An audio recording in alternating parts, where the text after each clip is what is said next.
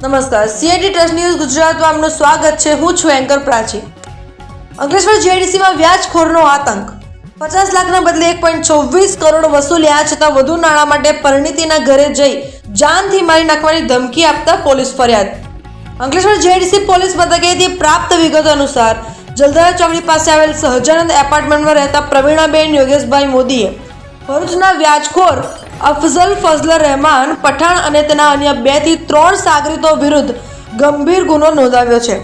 ફરિયાદમાં જણાવ્યા મુજબ પ્રવીણાબેનના પતિ આરોપી અફઝલ પાસેથી ધંધાકીય અર્થે ₹50 લાખ વ્યાજે લીધા હતા, જે પેટે અત્યાર સુધીમાં અલગ અલગ હપ્તા સ્વરૂપે કુલ 1,26,75,000 જેટલી માતબર રકમ ઓનલાઈન ટ્રાન્સફર કરી ચૂકવી દેવામાં આવી છે. તેમ છતાં આરોપી અફઝલ પઠાણ નાણાં ધીરણધારનું કોઈ લાયસન્સ ધરાવતી ન હોવા છતાં ઊંચા વ્યાજની ઉઘરાણી કરી હજુ પણ 50 લાખની મૂડી બાકી હોવાનું જણાવી ત્રાસ ગુજારતો હતો અને સિક્યુરિટી પેટે 25 લાખના 2 સહી કરેલા ચેક પણ પડાવી લીધા હતા.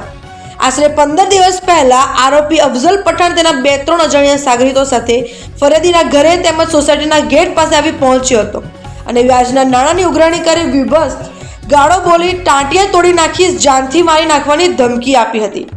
આ બનાવ અંગે અંકલેશ્વર જીઆઈડીસી પોલીસે ભારતીય ન્યાય સંહિતા BNS 2023ની કલમ 308, 305, 352, અધિનિયમની કલમ 40, 42D મુજબ ગુનો દાખલ કરી વ્યાજખોરો વિરુદ્ધ કાયદેસરની કાર્યવાહી હાથ ધરી છે.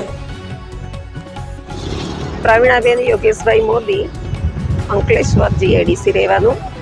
મારા હસબન્ડે અફઝલ શેખ, ભરૂચનો રહેવાસી, એની સાથે લેવડ દેવડ વ્યવહાર કરેલ, જે પેટે 50 લાખ રૂપિયા લીધેલા આજથી 4-5 વર્ષ પહેલાં કોરોના ટાઈમે ધંધા માટે જરૂર હતી અને એણે એની સામે 1,26 લાખ રૂપિયા આપણે આપેલા છે. તો બી ખોટી ધાક ધમકી, હેરાન કરવાનું, ઘરે આવવાનું, છોકરોને ઉઠાવી જવાની ધમકી આપવાની, આ રીતે એની હેરાનગતિ હતી.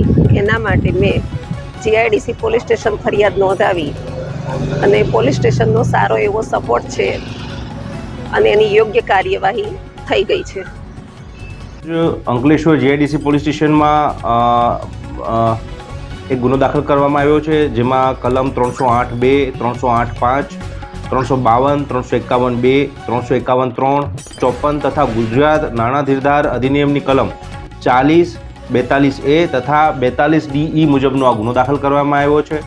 જેમાં હકીકત એવી છે કે જે આરોપી જે છે અફઝલ ફઝલ રહેમાન પઠાણ રહે ભરૂચ, તેઓ આ વિસ્તારમાં, ભરૂચ જિલ્લામાં તથા અંકલેશ્વરના વિસ્તારમાં વેપારીઓને તથા અન્ય લોકોને ઊંચા વ્યાજે પૈસા નાણાં ધીરતો હતો, પૈસા આપતો હતો. તેની પાસે કોઈ પણ પ્રકારનું નાણાં ધીરવાનું લાયસન્સ હતું નહીં.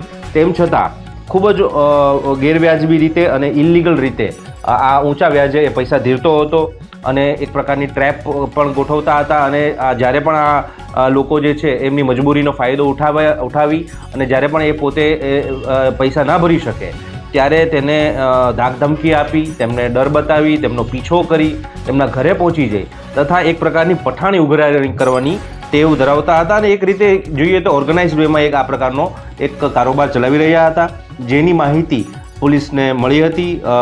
જે ફરિયાદી જે છે મોદી પરિવાર છે એ આમાં થોડું ટોર્ચર અનુભવી રહ્યું હતું અને પોલીસ પાસે આવતા પોલીસે તાત્કાલિક એક્શન લઈ તેની વિરુદ્ધ ગુનો દાખલ કર્યો છે.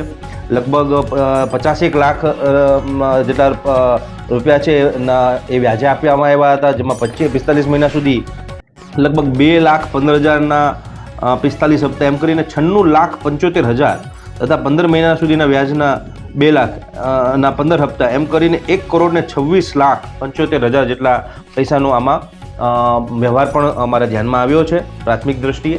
પરંતુ આ બાબતે અન્ય 2 આરોપી પણ એની સાથે પકડી પાડવામાં આવ્યા છે, જેનું નામ છે ઝુબેર સબીર કાલુ શેખ તથા તૌફિક બશીર અબ્દુલ્લા શેખ, અને આ ત્રણેય આરોપીઓની અટક કરવામાં આવી છે.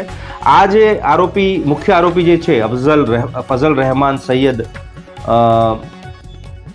રહેમાન પઠાણનો, તેની વિરુદ્ધ અન્ય પણ 2 ગુનાઓ છે. 2023માં આર્મ્સ એક્ટનો ગુનો પણ એમની વિરુદ્ધ નોંધાયેલો છે અને 2019માં પણ એક ગંભીર ગુનો 452, 323, 504, 506(2) હેઠળનો ગુનો નોંધવામાં આવ્યો છે. તો આ પોલીસ કામગીરીમાં તેમને આઈડેન્ટિફાઈ કરીને તાત્કાલિક અટક કરવામાં આવી છે. આરોપી ખૂબ રીઢા હોય અને વારંવાર ગુનાહિત પ્રવૃત્તિ કરવાવાળા હોય. પોલીસે કડક કાર્યવાહી કરી છે.